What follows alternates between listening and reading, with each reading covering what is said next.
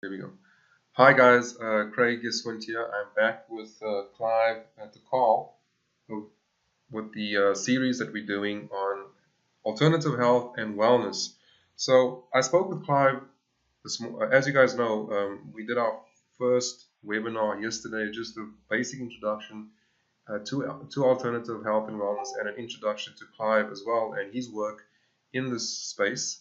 And so now we want to start getting more specific as to the things that we want to discuss. And I also encourage everybody to post your questions on the YouTube channel, on the Facebook Lives that we do, with regard to things that you want us to discuss, any incurable stuff that you've been told about that maybe your family or friends are suffering from. Now, without the further delay, we want to talk about HIV because HIV is, for some reason, it's under the radar in South Africa.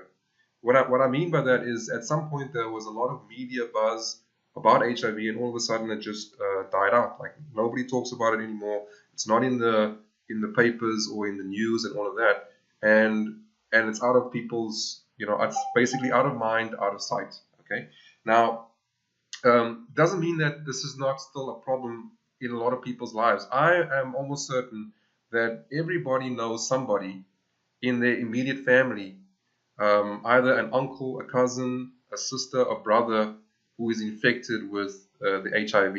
Okay. Now, just a couple of years ago, people were saying that in the not too distant future that we would know someone in our families that would have HIV, and I didn't think that could happen to me or to any of the people in my family, right? But it has happened. So this is still alive and well. And I said to Clive, I think we should discuss it because even after the webinar we did yesterday, I got messages from people talking about HIV and raising the subject again. And not too long ago, I was promoting a book by a doctor called Dr. Mulalu Nemavandu.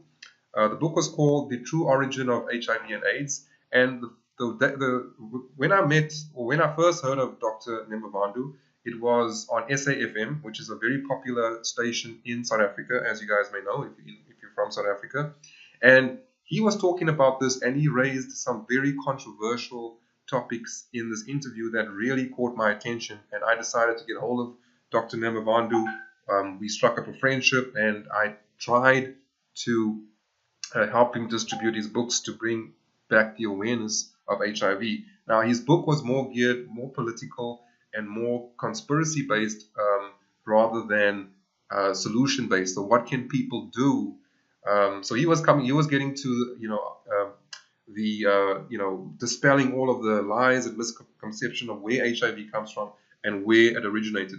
Now this is not what this is about, right? So I'm going to bring in Clive shortly to talk about how people that have the HIV virus, how they can treat it and how they can be completely recover from it. So without further delay, let me bring Clive into the conversation. So Clive, to call, welcome back, and thank you once again for your time and making yourself available to talk about what people can do about HIV. And very curious and excited to hear your view on this topic, Clive. Thank you. Well, thank you very much, Craig. The first time I saw HIV was in America in the 80s, and it was pretty shocking. But it might have been the late 70s. But it was clear there. I was in an island in the Florida Keys called Key West. And Key West was famous for its gay population. And the first thing that I noticed when my wife and I arrived there was that everybody looked so ill. And the only time I'd ever seen people looking that ill was when they had cancer. And there was a similarity between the way that people with cancer looked and the way that people with HIV looked in America at that point. Now, a curious thing has happened over the years. HIV has never changed. HIV essentially is a virus. You can look at it under the microscope. It has a specific frequency. HIV is a virus. AIDS, on the other hand, is not something you can see. It's not a virus. It's basically a description of a set of symptoms. But something very funny has happened with the definition of AIDS over the years. And what's happened is that there have been 3 significant changes in what the definition of AIDS is. As I say, HIV is the same as it always was, but AIDS is something that's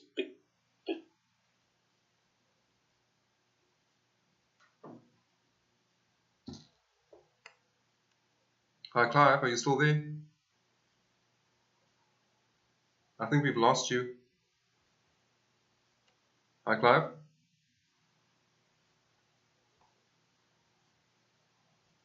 Hello? Sorry, guys, I'm just trying to get Clive back. Just bear with me. Sorry, guys, I've lost Clive. I'm trying to get him back. 1 second. Stay with us. Clive will be back shortly.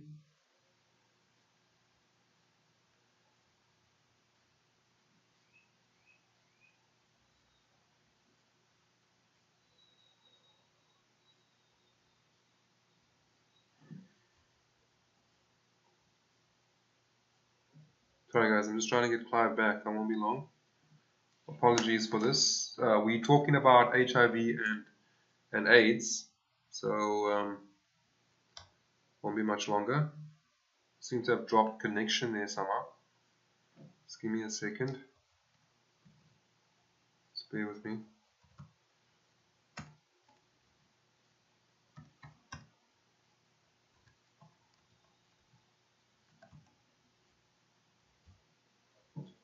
Just trying to get him back here. 1 second.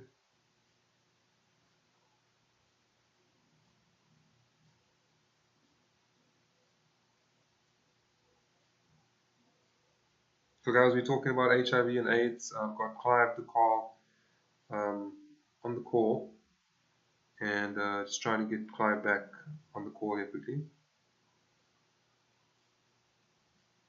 Apologies for that. So I'm just trying to get Clive back on here.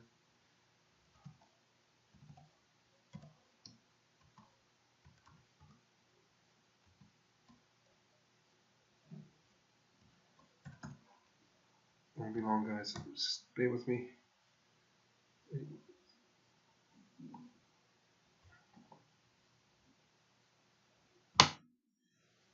Okay.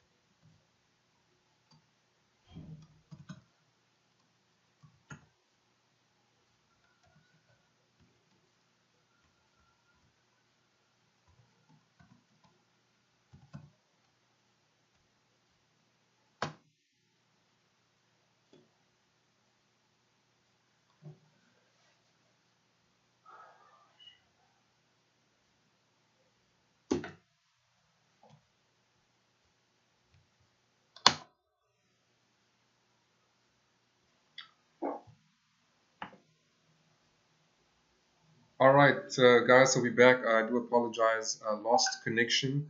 I've got Clive back with us. Clive, again, apologies. Please continue from where you left off with regard to the story about Key West. Thanks, Clive. Well, thank you very much. Yes. So it turns out that the symptoms of AIDS completely coincided with the drugs they were using at the time. So let's take a different tack. Which is more dangerous, a virus or a low immune system? Well, there's no question that the more dangerous situation is to have a low immune system, because if a virus comes along, if you're really strong and healthy, the virus is going to leave you alone. Viruses don't get everybody. They they get the weak. They're predators, you might say. So the most important thing is to have the strongest immune system you can possibly manage, and then you should be strong enough to fend off any virus, bacteria, or pathogen of any type that might want to eat you for breakfast. So how does one achieve that situation? Well, the primary thing is vitamin C. The people who have low vitamin C levels are likely to get a virus. The people who've got low vitamin D levels are likely to get a virus. People with low zinc levels are likely to get a virus. And you have those three in combination being low, and then there is no protection against viruses. If you're somebody who gets colds and flus every year, then you don't have enough vitamin C, vitamin D, or zinc, or combination of those to fend off the viruses. So we'll come back to those a little bit later on. But getting back to HIV, when HIV first came on the scene, a lot of people who felt they were vulnerable went to get testing done, and they went to the doctor who took a blood sample, and they sent it off to the lab. There were several labs doing different tests. Now, probably you, like me, believed that when the results came back from the lab, that black was black, white was white. You either had HIV or you didn't. What nobody knew and what nobody talked about was those tests were incredibly inaccurate. So inaccurate, in fact, that maybe 40% of them were wrong. Now, to give you an idea of the stupidity of the testing, here in England, if you had 3 HIV tests, if you scored positive on the first one, then they automatically ticked you as being positive for the next 2, even though you may have just been one of the 40% error rate, and you may never have had it. People were committing suicide because they found they had HIV. Husbands and wives were divorcing each other because somebody had supposedly HIV. And of course, believing that those tests were 100% accurate, people then said to the doctor, "Help me, doctor." And the doctor would go, "Well, we haven't got anything for viruses because we haven't been taught about vitamin C. We haven't been taught about colloidal silver. We haven't been taught about frequency medicine. So all we can do is give up and drug you." And the drug of choice was very similar to the chemotherapy drugs they were using at the time for cancer. Now, everybody is low on vitamins and minerals. Nobody is low on a drug. Just nobody. If you're ill, you've got a disease, it's not your body saying, "Oh dear, I'm low on some chemotherapy or some other drug." You're not. You're low on vitamins, minerals, amino acids, essential fats, or combinations of those, and like everybody, poisoned by heavy metals in our environment, poisoned by toxic chemicals. So let's take the average person in South Africa who's not well off. Okay, the average person, or the average person anywhere in the world who's not well off, they're probably not eating as well as they could do if they were richer. If they were richer, they'd be eating foods that weren't poisoned. In other words, they'd be eating the finest organic, homegrown, fresh, local produce they could possibly get their hands on. If they're eating animal products, they'd be eating animal products that have been fed properly, looked after properly.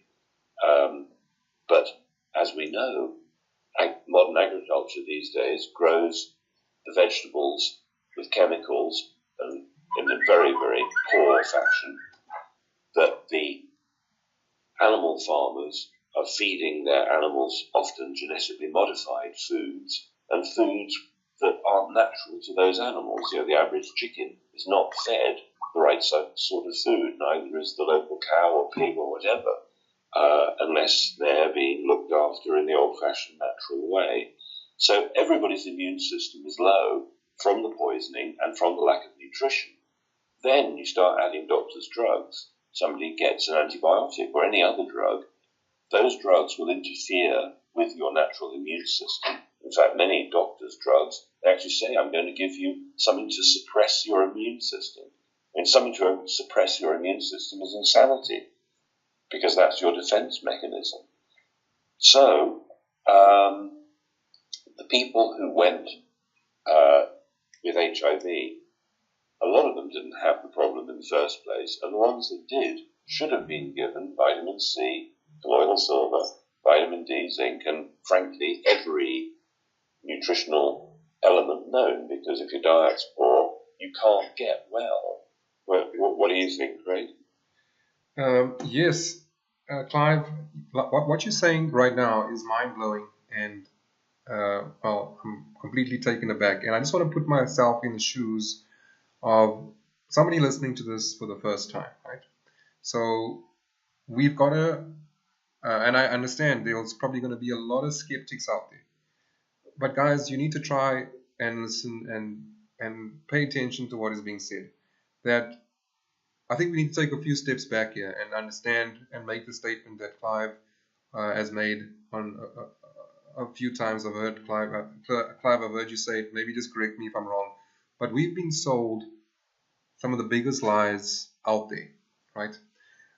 There's not one industry out there that has not lied to us, from the education system to the government system to religion and medicine, right? They are out there to lie to us. I was just having a conversation on Facebook with a colleague of mine I used to work with that listened to our webinar yesterday, Clive, and he was saying it was awesome and fantastic, and he was been doing his own research on HIV and talking about some of the doctors out there, some professors out there that have been studying this HIV for 25 years apparently, and they found this amazing tree, right? Special. Now listen to the story.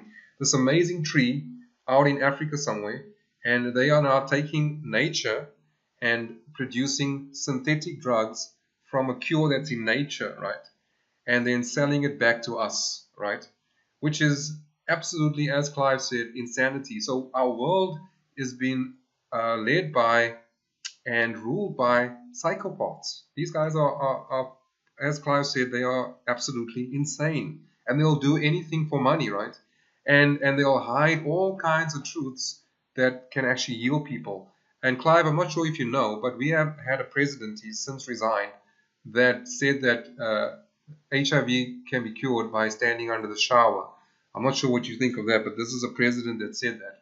And people believing all kinds of crazy stuff like sleeping with underage children to cure themselves of AIDS. So it's all these lies, all of this nonsense that is perpetuated by society and, of course, by the medical industry. So, Clive, are you saying to me that someone that's got AIDS, for example, I said I spoke about earlier on in the recording that there's at least one person that knows one person, either a friend or a family or a colleague that has got AIDS, and these people are under they take what we call antiretroviral drugs or something, ARVs. So every week or every month they've got to go to the hospital, and some of these people most of them are poor. I'm sure ARVs are far more expensive than vitamin C, zinc, and D, and they take these ARVs, and supposedly these ARVs then allow them to live with the virus inside of them, whereas you saying to us that vitamin C can completely rid a virus out of the body. Could you comment on that? Well, we are self-preparing, right? Right. If we were living a natural life, well fed, everything was fine, we'd live to a ripe old age, and if you like, die of old age, we just sort of fade away in our sleep one night, but we could have been active the day before. And but if somebody is poisoned by toxins in the food or whatever, they might not be able to self-repair towards the end of their lives or whatever part of their lives. So if you're somebody who's not self-repairing, you've got to consider why. And there are only three reasons why somebody stops self-repairing. Physical damage, they've been hit by a truck. Nutritional deficiencies, they're not getting it from food. And toxic poisoning. There aren't any other reasons why anybody gets ill. Therefore, the answer to getting your health back must be to avoid physical accident or repair after physical accident, to avoid toxic poisoning or get rid of toxic poisons, and make sure that you get enough nutrition. Then you should be able to self-repair like you're meant to. Now, to me, that's absolutely straightforward, and in no part of that are antiretroviral drugs needed to self-repair.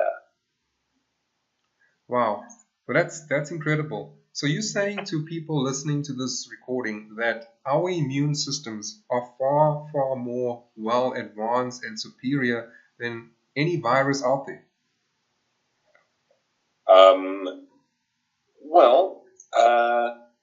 In general, yes. I'm only hesitant because I haven't dealt with every virus and every person. I'm not a medical doctor.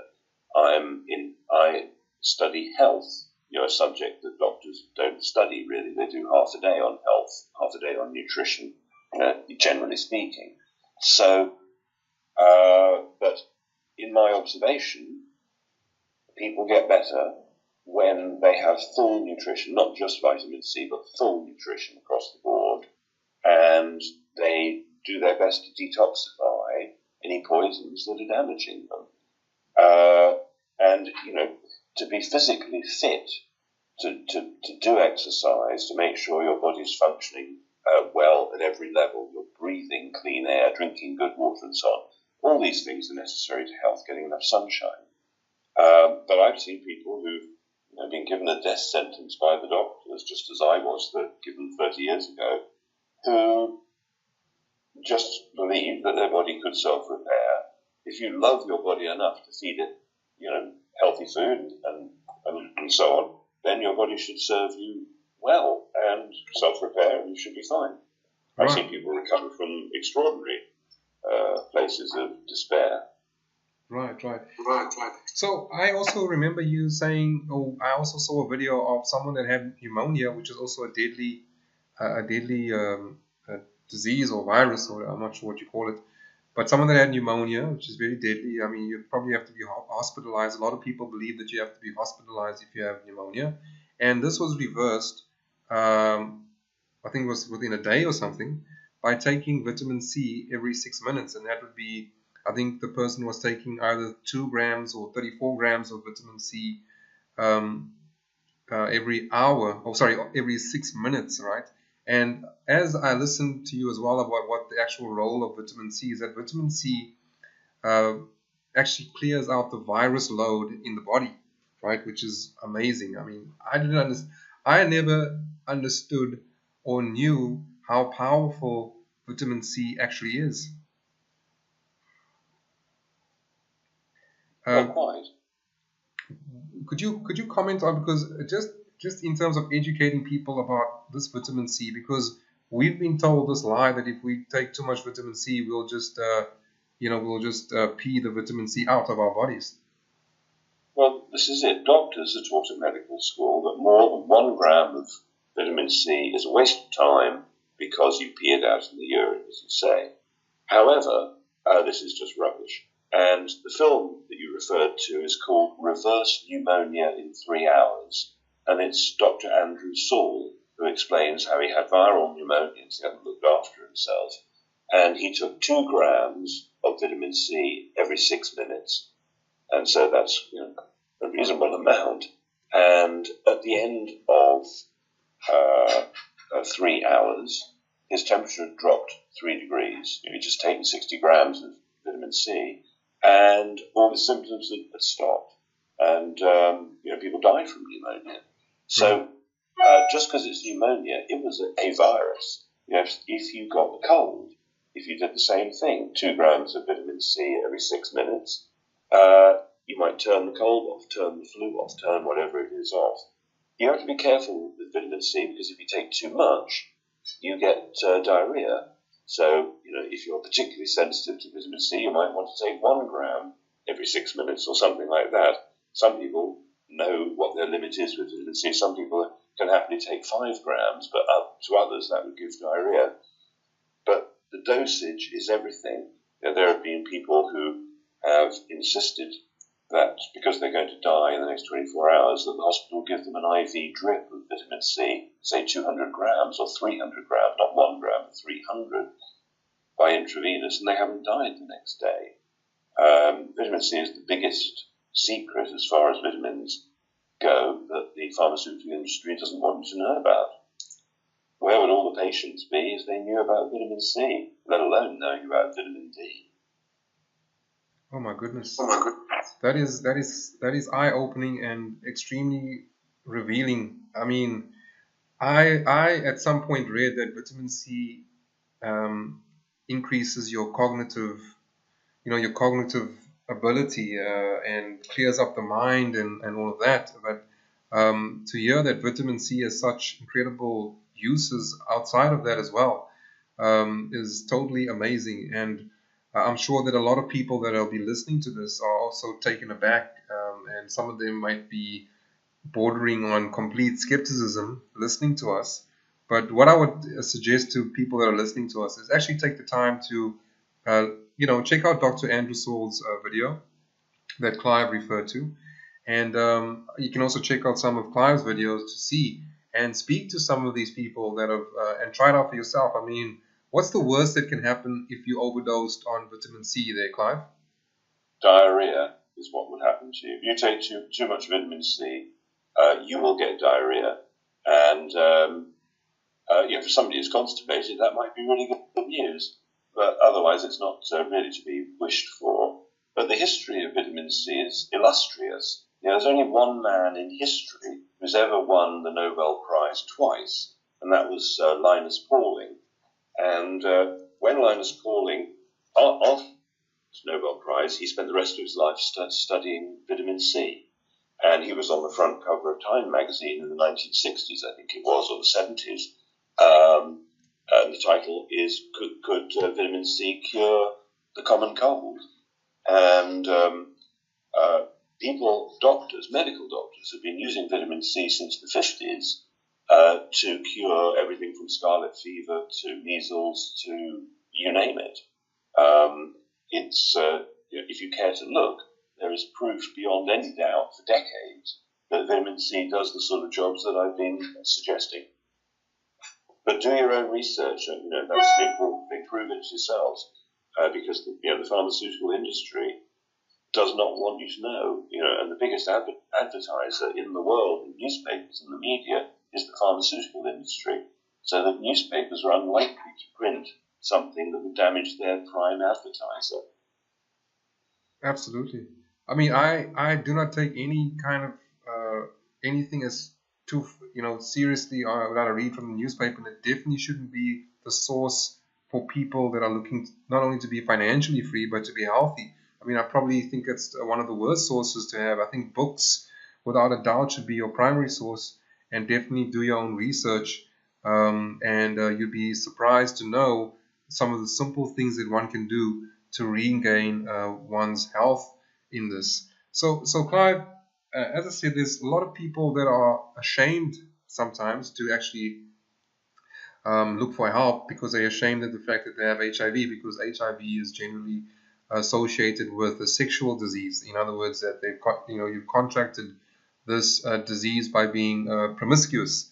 And so again, people are afraid to get out there to go and find help, and so they accept the diagnosis of the doctors. I mean, they've just they've obviously gone to the doctors in the hospitals because they have no choice. They've just become so sick.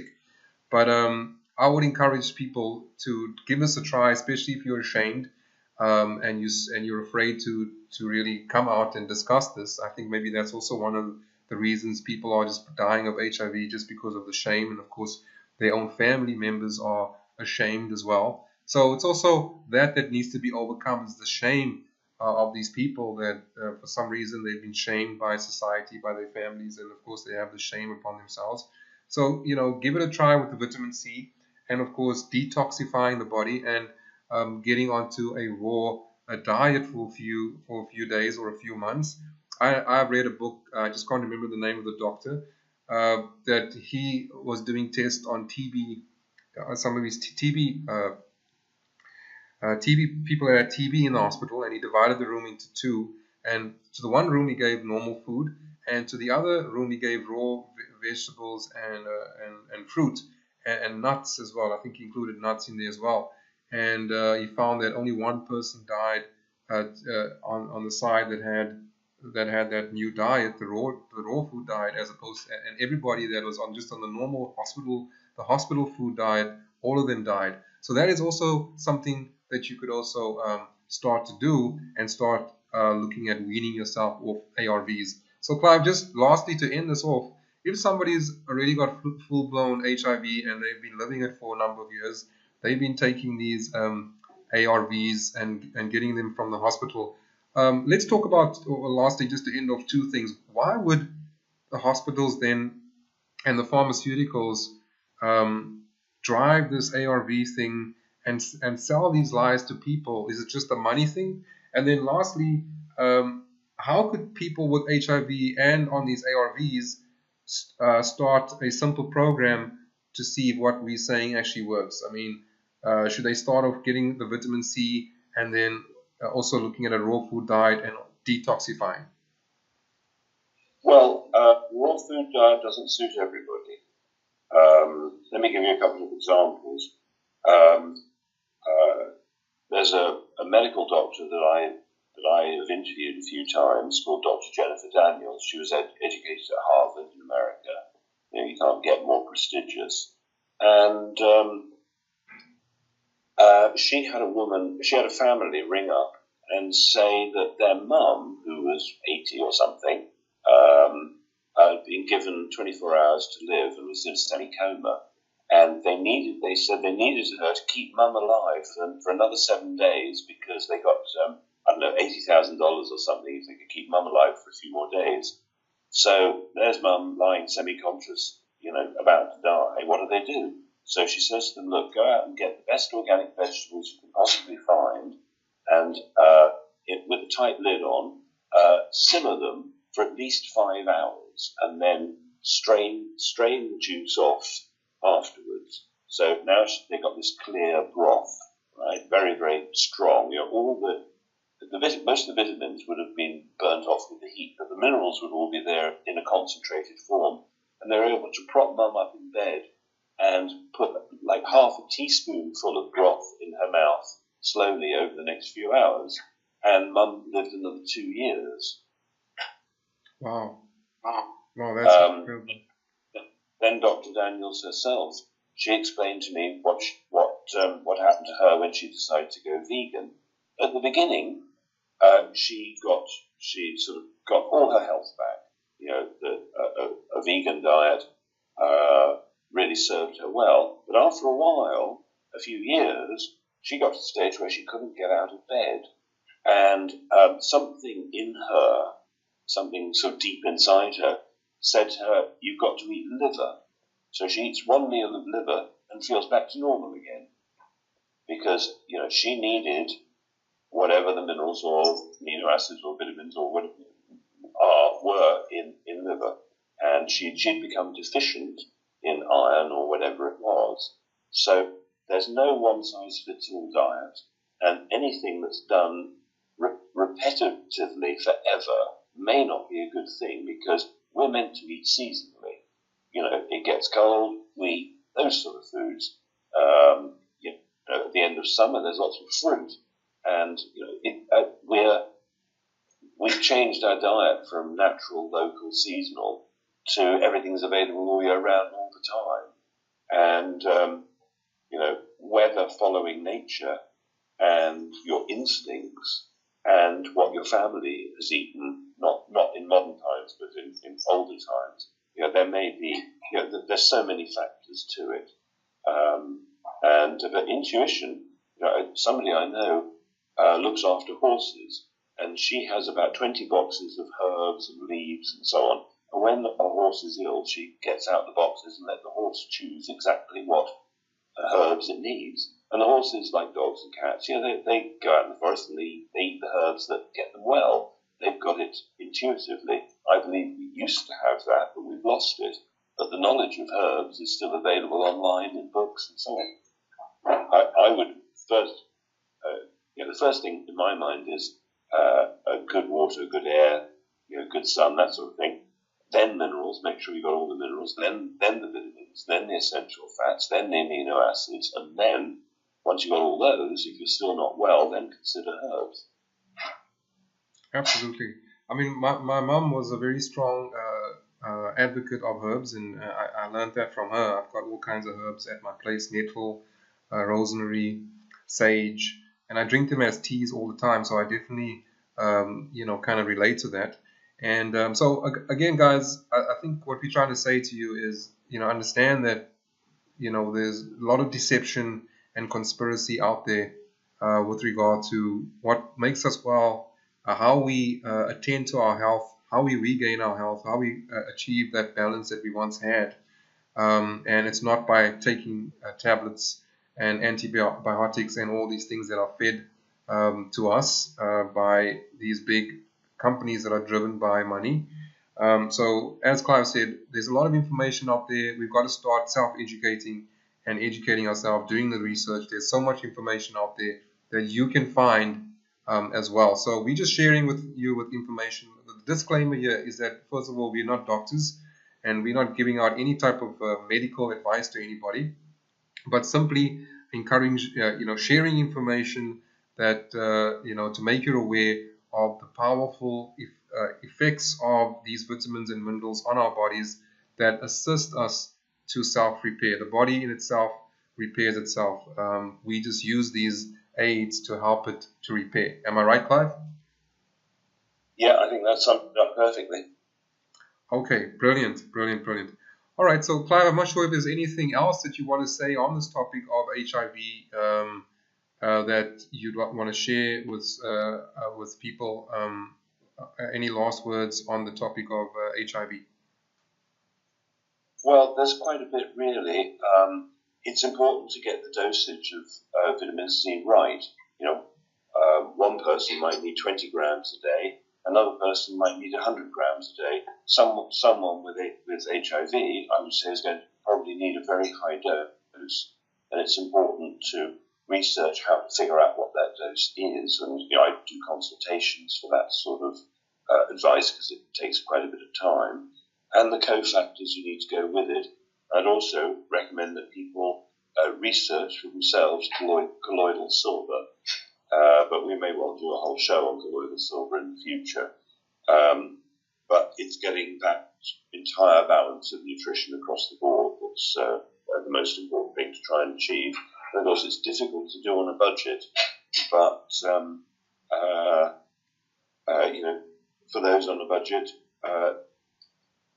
it would be good to eat as well as you possibly can, and avoid the junk food and avoid the poison food if you possibly can. Actually, vegetables, they take a lot more cooking than processed food, aren't that expensive generally. Right. And then, of course, people can also look at growing their own vegetables in their gardens at home and fixing the soil first, obviously. So, guys, what we're trying to do here is bring you education first. I think that's first and foremost, and I think that's Clive has got that as well. We first want to bring forth the knowledge and then the education so that you guys can take the right action. Now, there's a lot of poor people out there that find the money to buy these ARVs, right?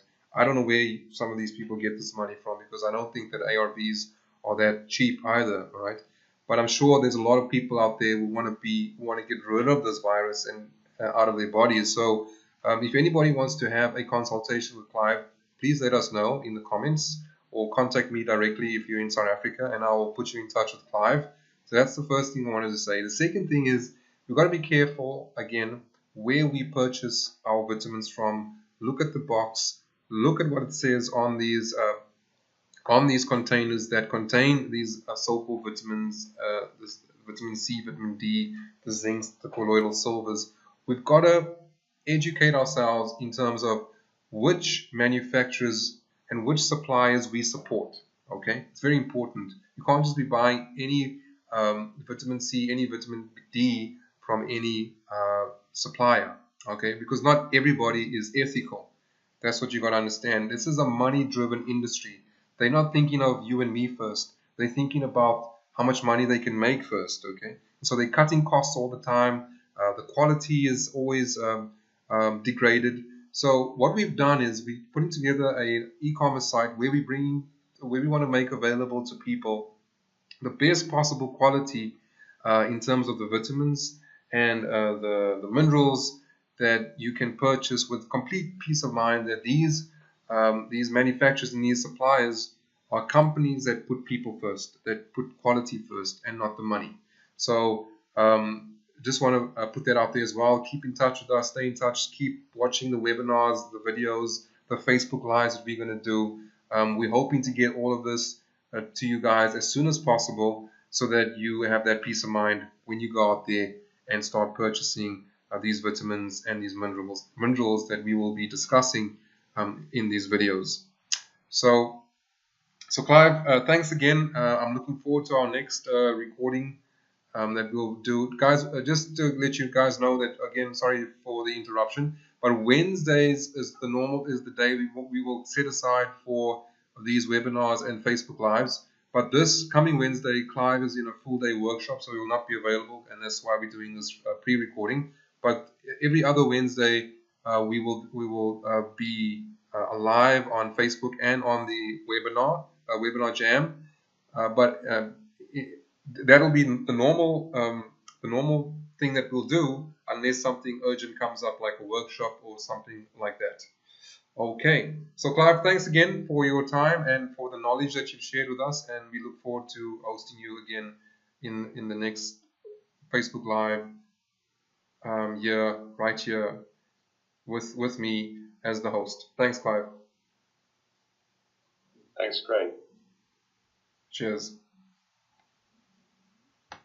Thank you.